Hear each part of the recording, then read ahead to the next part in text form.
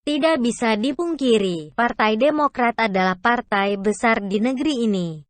Partai yang pernah mengantarkan salah satu tokohnya, yakni SBY ke kursi orang nomor satu di Indonesia. Dan juga merupakan partai yang pernah menjadi partai pemenang pemilu. Tapi itu dulu lain sekarang. Sekarang jangankan mau mendapat perolehan suara terbanyak nasional. Masuk 5 besar saja Partai Demokrat kagak. Di pemilu 2019 kemarin, partai berlambang bintang Mercy itu hanya memperoleh 7,77% suara atau tepatnya berada di peringkat ke-7 perolehan suara nasional. Pertanyaannya, kenapa perolehan suara Partai Demokrat bisa merosot setajam itu? Tentu ada banyak faktor penyebabnya. Namun, salah satu yang paling kentara adalah karena kerakusan para pengurus dan kadernya dalam menggerogoti uang negara. Mulai dari elitnya sampai anggotanya ada yang tersandung korupsi. Seperti Anas Urbaningrum, ex-ketua umum Partai Demokrat, M. Nazarudin, ex-bendahara umum Partai Demokrat, Sutan Batogana, ex-ketua DPP Partai Demokrat, Angelina Sonda, ex-wasekjen Partai Demokrat, Jero Wacik, ex-wasekjen DPP Partai Demokrat, dan masih banyak yang lainnya. Maka tidak heran kalau partai yang berdiri pada tahun 2001 itu disebut sebagai sarangnya koruptor. Karena memang banyak banget koruptor yang bercokol di sana. Itulah yang menjadi penyebab kenapa perolehan suara Partai Demokrat turun drastis. Nah, sekarang Partai Demokrat memulai hidup baru. Ketua umumnya tidak lagi dijabat oleh SBY.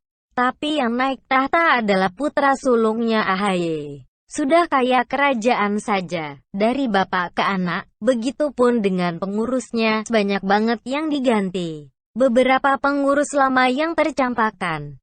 Di antaranya Hingga Panjaitan, Syarifuddin Hasan dan Rahlan Nasidik. Termasuk juga si Semfak Merah Lai Ferdinand Hutahean yang sekarang sibuk jadi buzzer Luhut. Tidak lagi menjabat sebagai Kadif Advokasi dan Hukum Partai Demokrat.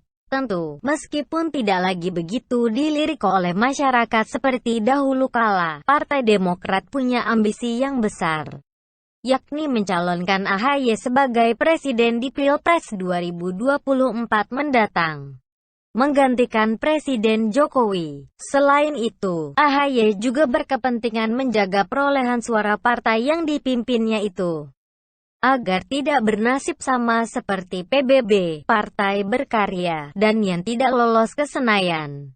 Nah, ada hal unik yang dilakukan oleh Partai Demokrat saat ini. Dalam rangka bertahan di tengah derasnya arus persaingan politik, yakni coba mencari peruntungan lewat wabah corona yang tengah melanda Indonesia saat ini. Ada banyak hal yang dilakukan oleh kader Partai Demokrat untuk menarik simpati masyarakat dengan memanfaatkan isu corona ini. Seperti SBY menciptakan lagu bertemakan corona yang berjudul Cahaya Dalam Kegelapan. Lagu itu dinyanyikan oleh beberapa penyanyi kawakan tanah air, seperti Joy Tobing dan Sandi Sandoro. Dan diunggah di akun Instagram milik almarhumah Ibu Ani Yudhoyono. Pertanyaannya, kenapa lagu ciptaan Pak BY itu mesti diunggah di akun almarhum Ibu Ani? Jelas tujuannya untuk menarik simpati masyarakat yang sebelumnya merasa kehilangan pasca ditinggalkan oleh Ibu Ani. Kedua, Partai Demokrat coba mengkritik penanganan COVID-19 yang dilakukan oleh pemerintah. Seperti yang dilakukan oleh Johnson Sitindaun yang mencela pemberlakuan PSBB. Tega sekali Anda, Pak. Dengan memilih pembatasan sosial, pemerintah tak punya tanggung jawab atas kebutuhan dasar banyak orang. Beda dengan karantina wilayah, ujar Johnson kala itu seperti tanpa bersalah, tanggal 30 Maret. Hanya saja, mungkin dia gak tahu atau pura-pura gak tahu kalau pemerintah pusat sudah mati-matian berjuang untuk memenuhi kebutuhan dasar masyarakat. Mulai dari memperbesar jumlah bansos untuk rakyat miskin, seperti PKH dan bantuan sembako. Dan penyaluran bantuan tersebut dipercepat dengan diberikan setiap bulannya. Kemudian PKH dinaikkan 25% dan bantuan sembako dinaikkan dari 150.000 menjadi 200 per bulannya.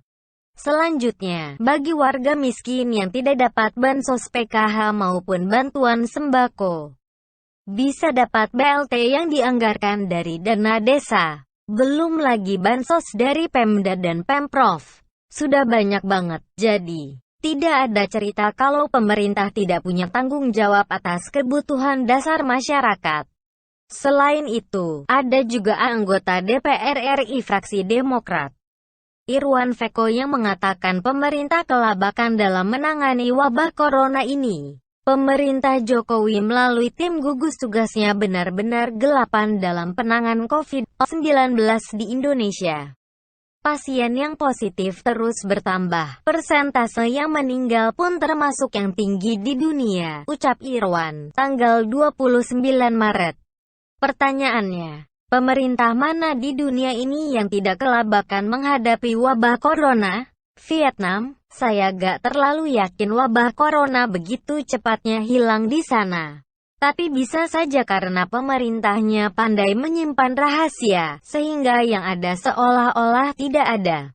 Lagian juga negara Vietnam lebih enak mengelolanya karena di sana gak ada PKS, gak ada Kadron, gak ada Anies dan gak ada Fadlizon.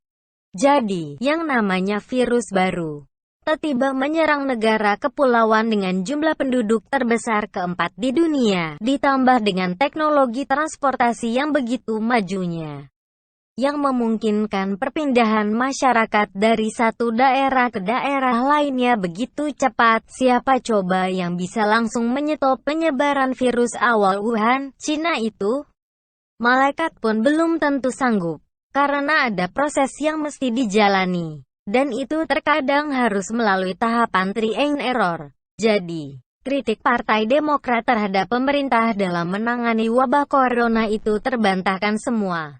Lantas meskipun terbantahkan, apa yang didapat oleh Partai Demokrat dalam mengkritik pemerintah tersebut? Tentu simpati dari para kadrun yang mikirnya pendek, yang semuanya salawi, alias salah Jokowi. Mereka akan auto percaya dengan pernyataan kader Partai Demokrat yang turut menyalahkan Jokowi tersebut.